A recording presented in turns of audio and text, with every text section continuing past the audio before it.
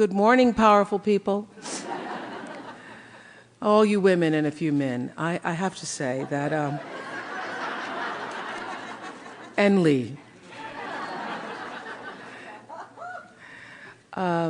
This award brings great reflection for me because in 1980, I was in Baltimore, as was Maria, and I was a reporter and anchorwoman, and I'd been invited to speak at Goucher College, which is a woman's college, and I'd been invited to speak for their commencement ceremonies. And my talk at the time was about equity and parity for women, because at the time in 1980, we were making 59 cents as women to every dollar that men were making in the workforce. And I spoke at the time about the need to break down barriers for women.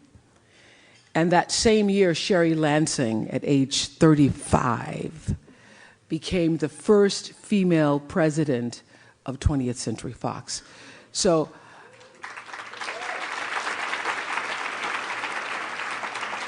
I was talking it and she was doing it. And this is what I've been reflecting about. Do you know what kind of woman you have to be to rise in an all-male run, all-male controlled, all-male executed, all-male domain, all men all the time? Do you know what kind of woman you have to be to survive, not only survive, but to thrive and to gain their utmost respect, their utmost regard, and to gain the admiration of not only the men you work with, but everybody who encounters you? Do you know what kind of woman you had to be in 1980? You gotta be powerful. And I mean powerful in its true definition. My favorite definition of power is strength over time. Strength over time. That means strength times strength times strength times strength equals power. You got to know who you are. And keep getting stronger by doing what all smart women do. We use our instincts, and I know that you did time and time again. Using your instincts to make decisions that often went against the grain because you're going from your gut and being tenacious and being determined and having resolve. Strength over time. That's what you had. And then 12 years later, you not only broke barriers, but you broke new ground. You broke new ground, becoming the head of Paramount Pictures. And when that happened in 1992, I was watching from afar by that time in Chicago, and I wondered, what kind of woman is this? I would read every article I could get my hands on about you. I would read about you charting a course and making decisions that led to some of the most successful filmmaking this industry has ever seen. And I would watch you, I watch how you did it with such bombshell glamour and such grace and genuine kindness toward others. You created a new model for leadership for all of us to follow. So thank you for this award in your name. It is my great honor to have this award in your name. And thank you, Hollywood Reporter. You know, May 25th, 2011 was the last day of the Oprah show. The last day. For 25 years, I never missed a day. Taped 2 shows a day for 25 years. And I was happy to say goodbye. I thought I knew something at the time, after 25 years, about power and leadership because we were #1 all those years, every single year. I thought I knew something about leadership because I had learned early on in the early days of the show. I would say to my team, run your own race. We have to run our own race. We can't look at what the other guys are doing. When you take time to look back at what the other guys are doing, you lose focus, you lose energy, and you lose power when you're worried about what someone else is doing. Just focus on yourself. And then I too decided to chart a new course, and I got hit with some curveballs and some stumbling blocks and some hurdles along the path. And for a moment, actually maybe 2 or 3 minutes, I was thrown off balance. I lost my stride, and I had to stop and re-examine for myself which way is true north. We all have to do that sometimes. It was about this same time last year, actually, December 19th, that the Hollywood Reporter had me on the cover of their Rule Breakers issue. And when I saw the title of the cover, it brought tears to my eyes, because my cover line was innovator. And I thought, is that what this was?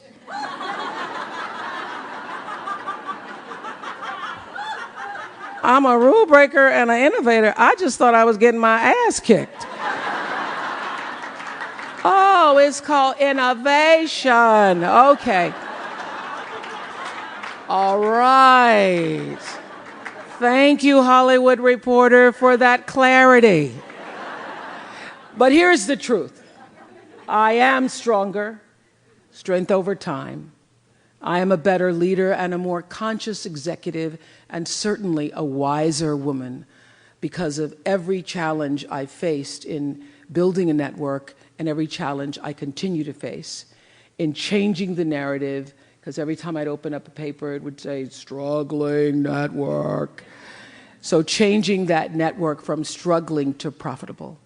Strength times strength times strength over time. I didn't do that alone, of course. Our team, led by Sherry Salata, number 86 on the power list, and Eric Logan are at the top of my power list in supporting the turnaround of OWN. And I really, really, really sincerely do thank you for putting me on your list, Hollywood Reporter, because I have to tell you, I've been at the top of the list where Anne Sweeney is. I've been there. I know what that feels like. I know what that is to have number one. I've been in the middle of the list. I've been at the bottom of the list. Somebody last year put me on the bottom of the list. I think they could have just put me off the list, but they put me the last on a list, on another list. And I've been off the list. And I want you to know that if you're in this room today, as Maria was saying, no matter your position on or off the list, I want to just speak for a second about where your real power lies. Your real power lies in the opportunity that you have, we all have in this moment in time, to use our life for something that really matters. You know, every day on the Oprah show, I went for 25 years, I never had a shrink. Maybe could have used one, but I never had a shrink because I would take my lessons from the Oprah show. And really, it was the greatest life class of all time. And one of the things that I learned early on is that there was a common denominator in the human experience. Early on, it didn't matter whether I was talking to murderers or whether I was talking to people who had just finished makeovers, whether I was talking to President Bush or whether I was talking to Beyoncé in all of her Beyoncé-ness. At the end of every interview, in one form or another, you know what everyone has said to me? Was that okay? Was that okay? How was that? How was that? Was that okay? And what I came to understand from that is that every human being is looking for the same thing. We all, no matter what the circumstance or the experience, are looking in every confrontation, in every conversation. We want to know, did you hear me? Every argument is really about, are you hearing me? Did what I say mean anything to you? Do I matter? What I've learned is that the most important thing you can do in anybody's life is to validate the truth of who they are. And everyone in this room, we get to do that. We get to illuminate, we get to enlighten, we get to enhance other people's lives through television, through film, through our agencies, through music, through print. We get to use our vehicles of expression, our platforms, to nurture, to support, and to embolden the human spirit. I mean, who gets to do that? We, powerful people. We get to do that. We are so blessed. You know,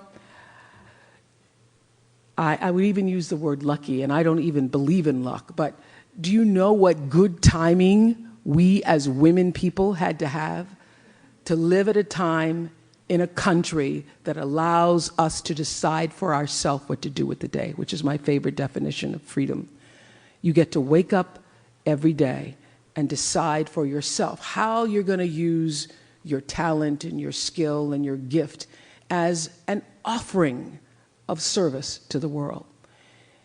And the truth is there are several billion people, several billion other women throughout the world, girls and young women who will never get that chance, who will never have that choice. But we do. And because we do, I consider us to not just be powerful, but that we are not just on the power list, we are in an exalted position and a sacred position that we hold as women in the world in this room. We are blessed to have our wings. Wings that women before us sacrificed for and struggled and cultivated and fought and grew for us. My book club selection, not just trying to plug it, but my book club selection, which will be in your bag when you leave, is Sue Monk Kidd's new book called The Invention of Wings. And it's about a time, it caused me to reflect a lot because we forget sometimes, Catherine and Christina, we forget that there was a world where women not only could not own themselves, we couldn't own a piece of property. So I think where I live, I would have had to get the permission of my father to even buy property, or your husband to even buy property. It was its own form of slavery.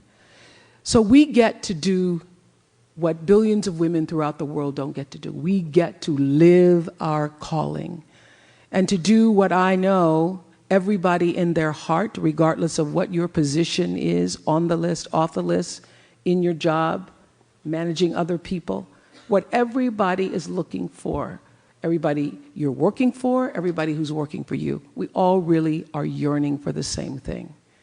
That is what I understood all those years of the Oprah show. That was my connection to the audience, because I knew that although I was standing in better shoes, my feet were still on the ground, because I understood that the viewer wants the same thing I want. The audience wants the same thing you want. And that is to fulfill the highest, truest expression of yourself as a human being. That's what we're all looking for. So I don't know anything more powerful than that. We all get that chance.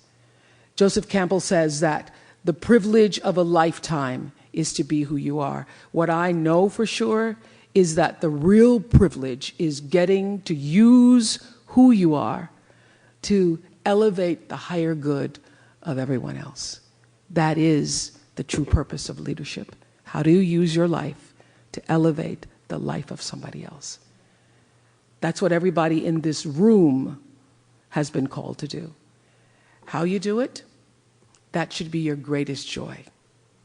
That should be the thing that fills your cup until your cup runneth over and you can't do anything else but volunteer and sign up as a mentor or whatever you choose to offer your gifts back to the world. The question I ask myself all the time, because Maria is right, nothing makes me happier than making other people happy and fulfill their dreams. So I'm constantly asking this question of life, of the Creator. How can I be used? How can I be used in service to something that's bigger than myself? How can I contribute? That's my prayer. How can I make it better? How can I do better? How can I be better?